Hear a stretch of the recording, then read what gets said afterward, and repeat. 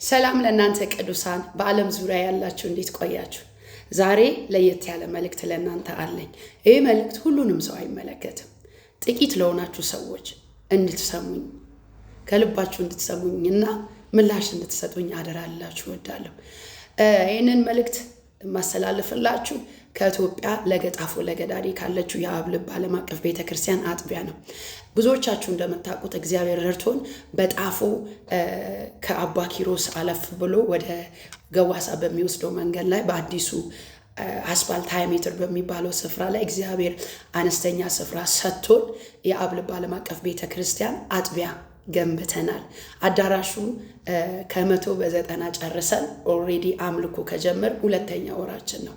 ዛሬ ወደ እናንተ የመጣውበት ምክንያት እግዚአብሔር ወደዚህ ስፍራ ስለዚህ ያለንበት አካባቢ ልነግራችሁ እወዳለሁ። ጣፎ ለገጣፎ የሚባለው አሁን ያለንበት አካባቢ በጣም የሚገርም ስፍራ ነው። ያልተቀላቀለ ትውልድ ያለበት አዳዲስ ነፍሳት በጣም ብዙ ወጣቶች ያሉበት ወንጌል ነፍሳት ላይ ትኩረት አድርጎ ለሚሰራ ሰው እግዚአብሔር ሰፊ እርሻ አለ በዚህ ቦታ ላይና ብዙ የሚያርስበትና የሚያጭድበት ስፍራ ነው። ለዛም ይመስለኛል እግዚአብሔር ወደዚህ ያመጣኝ። ብዙዎቻችሁ እንደምታውቁት ላለፉት 16 ዓመታት በጎዳና ወንጌል በነፍሳት አገልግሎት ላይ እንደምሰራ ታውቃላችሁ። እና እግዚአብሔር ረድቶን ይሄንን ስፍራ ሰጥቶን የአብ ልብ ዓለም አቀፍ ቤተክርስቲያን አዳራሽ ተሰርቶ ከ190 አልቆ አምልኮ ከጀመር ሁለተኛ ወራችን ይዘናል ማለት ነው።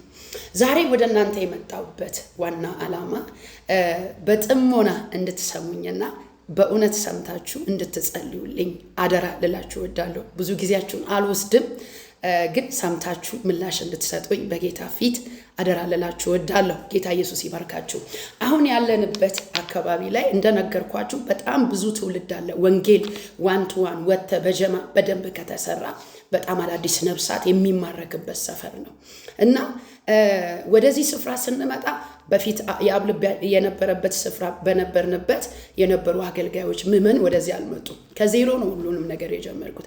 መጀመሪያ ስትጀምሩ እንግዲህ አሁን የቤት ክራይ የለብንም ለቸርች ለአዳራሻችን፣ ግን ስትጀምሩ እኔ ብቻህን ነው የምትጀምረውና ብዙ ተጽዕኖ አለ። ለምሳሌ እዚህ ሰፈር ላይ ህፃናት አሉ በጣምና የህፃናት አገልግሎት ዲፓርትመንት አለ።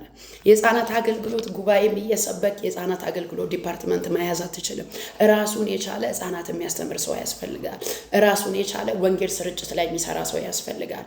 አንድ ሰው ሁሉም ቦታ ላይ መስራት አይችልም። እና ትንሽ ከአቅሜ በላይ የሆነ አሁን የናንተ እገዛ በጣም ስለሚያስፈልገኝ ነው ይሄንን መልእክት ወደ እናንተ ያመጣሁትና በህፃናት ዲፓርትመንት ላይ የሚሰራ ህፃናትን ለነጋቸው ላይ ወንጌል መሰራት ስላለበት ፋውንዴሽን ስለሆነ ያንን ለማድረግ ያው ደሞዝተኛ ባይሆኑም አገልጋዮች ግን ምን ያስፈልጋል? የቤት ክራይ አለ፣ ምግብ አለ፣ ትራንስፖርት አለ። ስለዚህ በምትችሉት መሰረት በምትችሉት አቅም ቤተክርስቲያን አገልጋዮችን ሰፖርት ማድረግ ይኖርባታል። መጥቶ ሲያገለግሉ የራሳችንን ህፃናት ላይ የሚሰሩ ልጆች አሰልጥነን ብቁ አድርገን እስከምንተካ ለጊዜው በትንሹም ቢሆን ፋይናንስ ሰፖርት እያደረጋችሁ የህፃናት ዲፓርትመንት ሊቀጥል ይገባል። ስለዚህ እሱ ብቻ አይደለም፣ ቀጥሎ የወንጌል ስርጭት ዲፓርትመንት አለን። ወንጌል ላይ ብቻ የሚሰራ ራሱን የቻለ ዲፓርትመንት አለ። ያንን ደግሞ ለማድረግ ስለ ነፍሳት የሚጸልይ ወንጌል ቲም የሚያቋቁም ያንን የሚያሰማራ ራሱን የቻለ አገልጋይ ያንን ያስፈልጋል። ከዛም በኋላ ነው የራሳችሁን ልጆች እያበቃችሁ የምትተኩት ማለት ነው። ስለዚህ ለዛም ራሱን የቻለ ለቤት ክራይ ለምግብ ሰፖርት ማድረግ ይኖርብናል አገልጋዮችን ማለት ነው።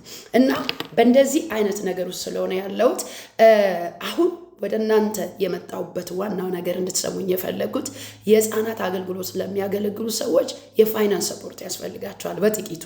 ያንን ለማድረግ ደግሞ አሁን ቤተክርስቲያናችን ባለንበት አቅም የለንም። ስለዚህ በህፃናት አገልግሎት እግዚአብሔር እንዲባረካችሁ በህፃናት አገልግሎት ውስጥ ያለውን በረከት እግዚአብሔር በእናንተ ላይ እንዲያደርግ የምትፈልጉ 1 3 4 ሰዎችን እፈልጋለሁ። ከሀገር ውጪ ከሀገር ውስጥ ያላችሁ የምፈልገው ምንድነው? በወር $25 ወይ ደግሞ $50 በወር ኮሚት አድርጋችሁ ቃል ገብታችሁ በየወሩ $25 ወይ $50 ከቻላችሁ ደግሞ $100 4 ሰዎች ይህንን በየወሩ መስጠት ከቻላችሁ የህፃናት ዲፓርትመንት ራሱን ችሎ ህፃናት ላይ በደንብ አድርገን ወንጌል መስራት እንችላለን። ዲፓርትመንቱን ማቋቋም እንችላለን ማለት ነው።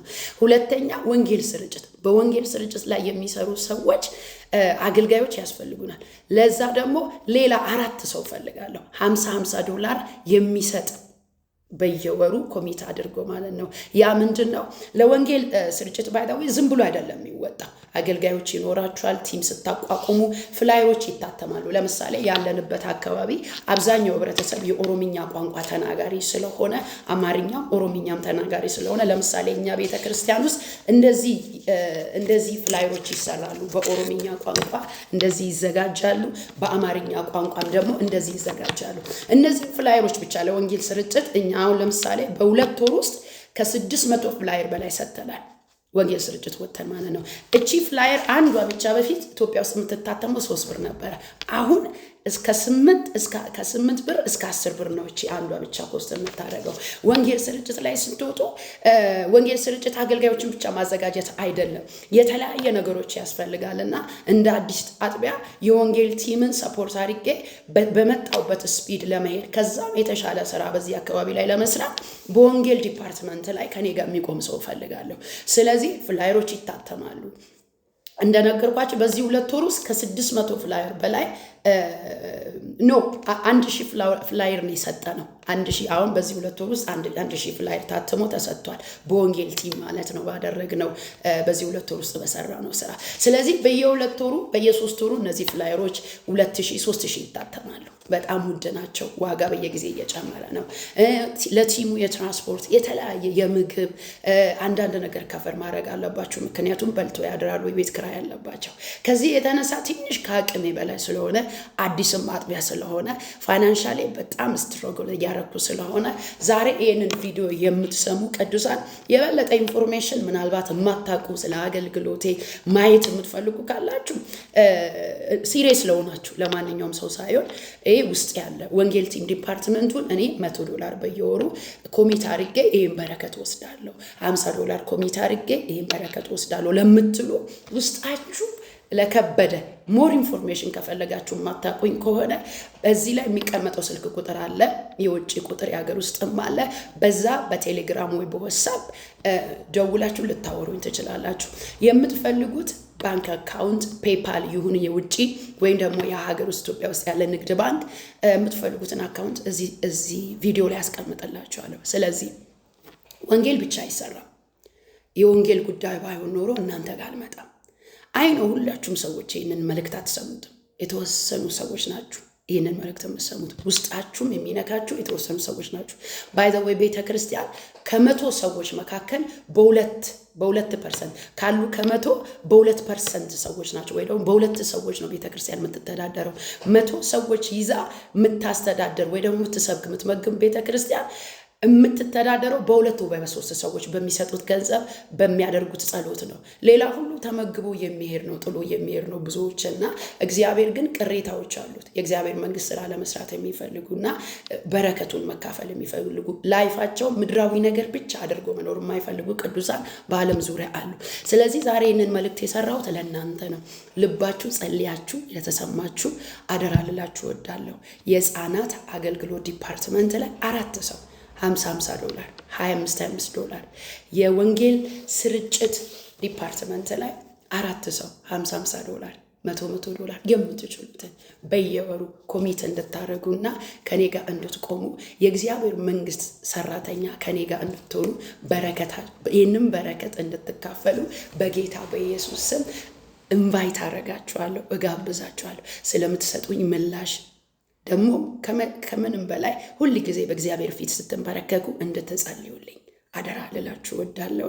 ለምትፈልጉት ኢንፎርሜሽን ኢንፐርሰን ልታወሩኝ በዚህ ጉዳይ ፋይናንሻሊ ሰፖርት ማድረግ እፈልጋለሁ ወይም በረከት መካፈል እፈልጋለሁ ለምትሉ ሰዎች ብቻ ለእናንተ በቴሌግራም ወይ በዋትስአፕ መደወል መልእክት ልትልኩልኝ ትችላላችሁ።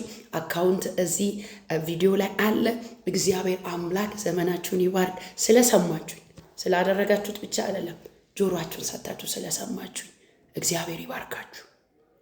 ከኔ ጋር ደግሞ ስለምትቆሙ በጸሎታችሁ ከሙላታችሁ ሳይሆን ከጉድለታችሁ የእግዚአብሔር መንግስት ከኔ ጋር ስለምትሰሩ እግዚአብሔር አምላክ አብዝቶ ይባርካችሁ።